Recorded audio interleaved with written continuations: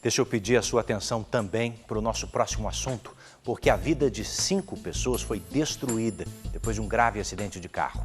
Uma das vítimas, inclusive, está em estado vegetativo permanente. As outras precisam conviver com as sequelas, que são físicas e emocionais.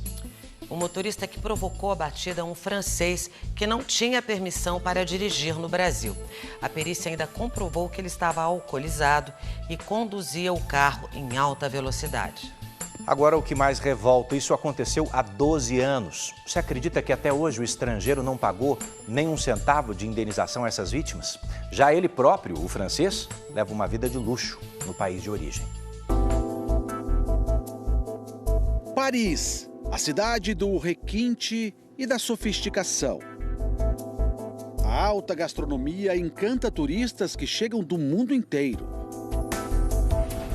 3 famosos restaurantes na área mais nobre pertencem a este homem, Olivier Rebelato. Nas redes sociais, o empresário aparece em várias fotos ao lado de famosos. Do ator Jean Reno, do tenista Novak Djokovic, do pentacampeão Kaká e até do ex-presidente francês Nicolas Sarkozy.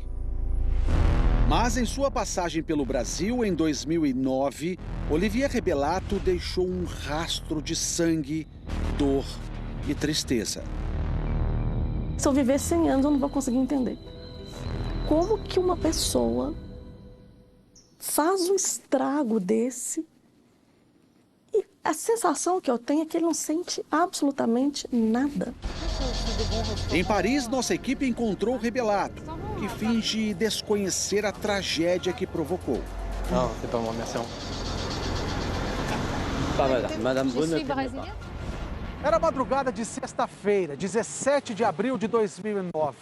Um carro com 5 pessoas desce aqui pela rua Alagoas, na Savassi, zona nobre aqui da cidade de Belo Horizonte.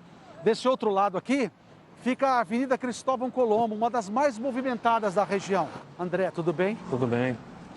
Me conta um pouco do que aconteceu naquele dia. Você se lembra? Então, nós estamos na madrugada, né, descendo a rua Alagoas aqui. O sinal fechou, paramos, bonitinho. Quando o sinal abriu, fomos atravessar a Avenida Cristóvão Colombo. Veio o francês em alta velocidade, não respeitou o semáforo, bateu no nosso carro, na porta do motorista ali, e capotou, o carro capotou 3 vezes, arremessou os passageiros todos para fora do veículo. E eu tive AVC, mais de um AVC, tive traumatismo craniano, fiquei mais de 30 dias em coma. Esta fotografia mostra 2 outras vítimas, as irmãs Josiane e Viviane Campos, antes do acidente. Mais de 12 anos depois, é assim que elas estão hoje.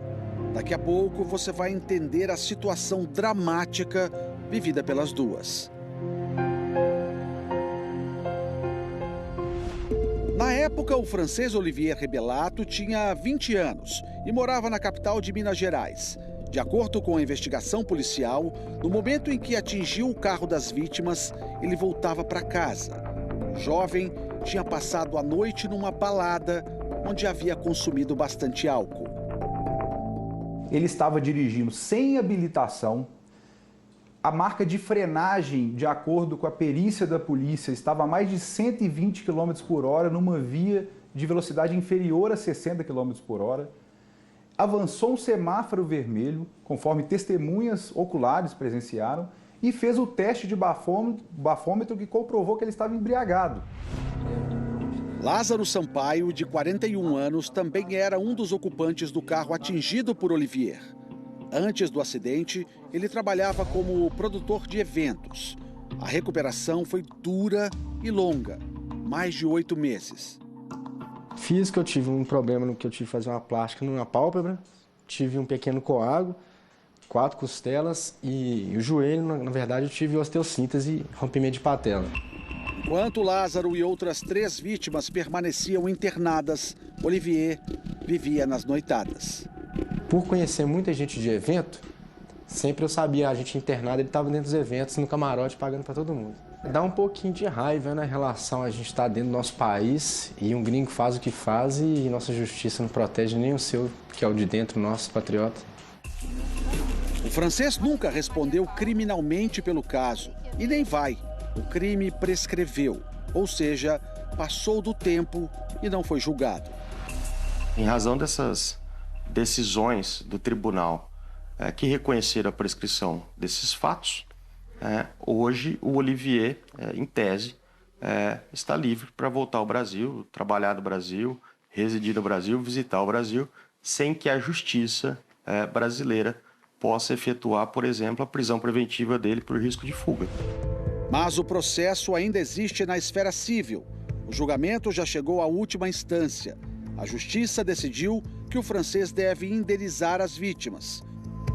Como Olivier não mora no país e não tem bens por aqui, o advogado das pessoas envolvidas no acidente pediu apoio para advogados franceses. Aude Chiron falou com o Domingo Espetacular e disse que Olivier sabe da execução da dívida, que hoje está em mais de 5 milhões e 300 mil reais.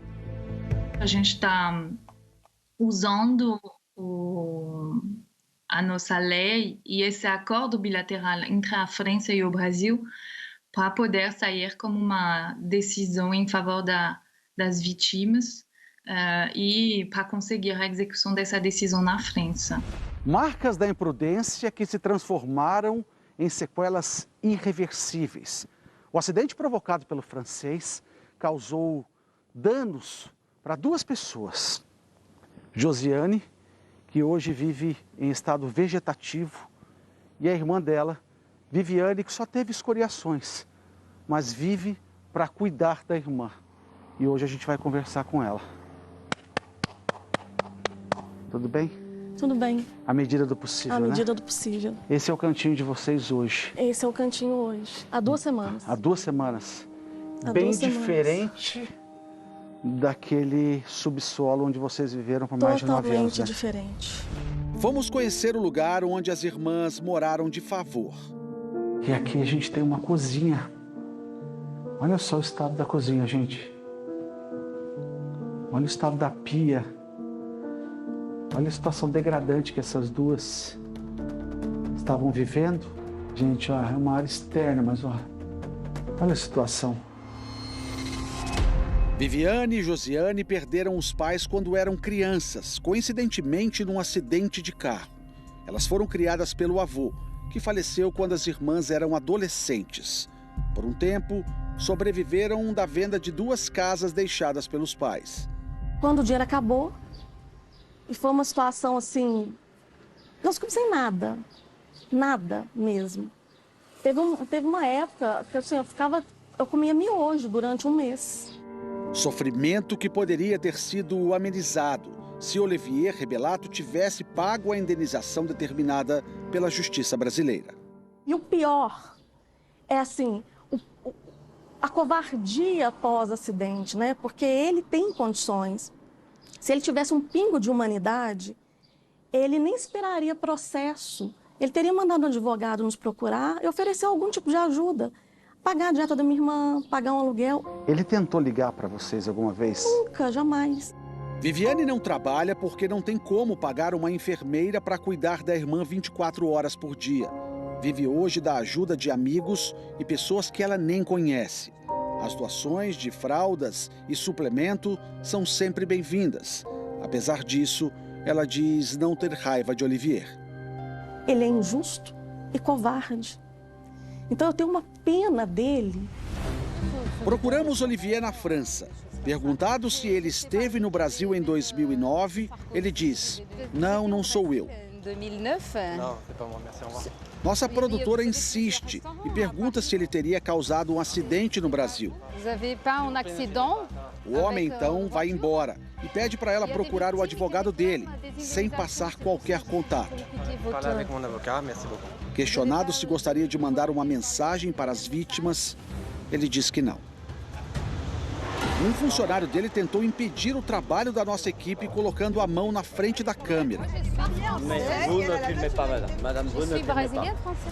Enquanto o empresário vive cercado de luxo e se exibe nas redes sociais, as vítimas do acidente provocado por ele sofrem pela falta de apoio financeiro. Só resta agora torcer para que a justiça francesa consiga o que a brasileira não conseguiu: o pagamento da indenização. Com o dinheiro, as vítimas, pelo menos, terão uma vida um pouco mais digna.